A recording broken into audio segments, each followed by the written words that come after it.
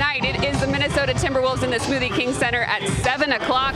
We're looking to stack some more wins, and we're going to do it with the return of Zion Williamson. Welcome into our halftime report presented by Chick-fil-A alongside Wes Johnson. I'm Erin Summers. Pelicans right now holding the Suns to just 5 of 22 from outside. What have you liked about their three-point defense? Disruption. Forward Brandon Ingram back in the lineup for the first time in 8 games.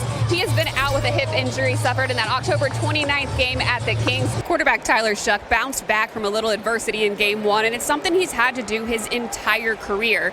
He went through 3 different injuries, 3 different schools. He played in 5 different systems. All of those moments have taught him how to adjust to circumstance. In that last time out, head coach Willie Green told his players that the Pacers aren't going to stop playing just because they're up. The turnovers, the sloppiness is unacceptable. We need to make sure we go out and finish this the right way. Play hard in this fourth quarter. I love the look, guys. Thank you for joining me and getting in the holiday spirit, because I know one of you was being a little bit of a Grinch about it, Wes.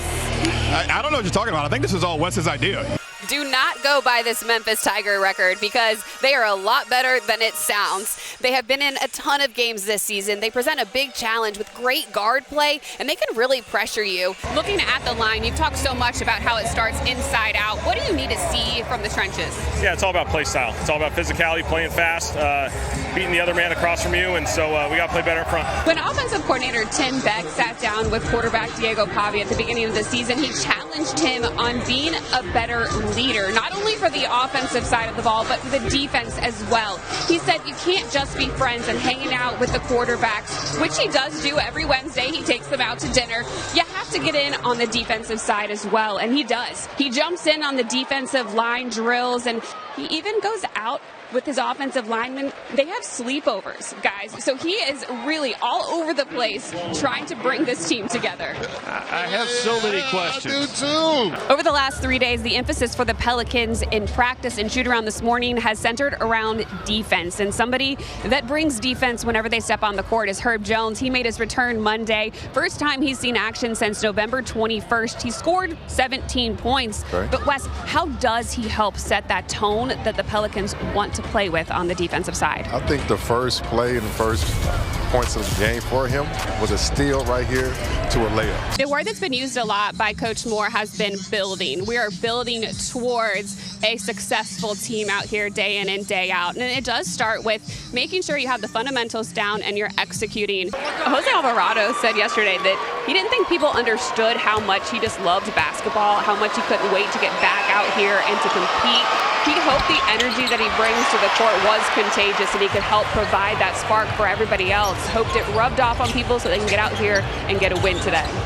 After playing in just 14 of 34 games since being that third-round pick in 2022, it was time for some new mojo for Mr. Miller, and he went with a new number, changing from number 25 to 5. Miller wanted to leave all of that old juju in the past, the injuries that he dealt with through the first 3 years here, and move on. Jarrett and CJ got hot there to start the second quarter. The team went on a 14-2 run. What worked during that stretch?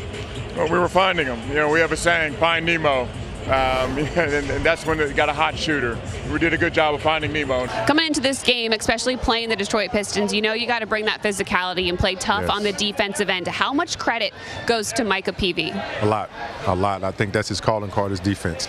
Defensively, he had 4 steals. So you're seeing his ability to not only defend, but to be active and turn that in to offense. And that's what helped get him going as well. Of course, because if you're not making any shots, you want to find ways where you can get a rhythm. Guard Dominic Ennis has really come into her own during conference play. She's playing so confident. She's always been a knockdown shooter. Now she can hit off the bounce or pick and ball action. Spencer, you just said it. What an ending. An 82-yard touchdown drive, the 2-point to tie it.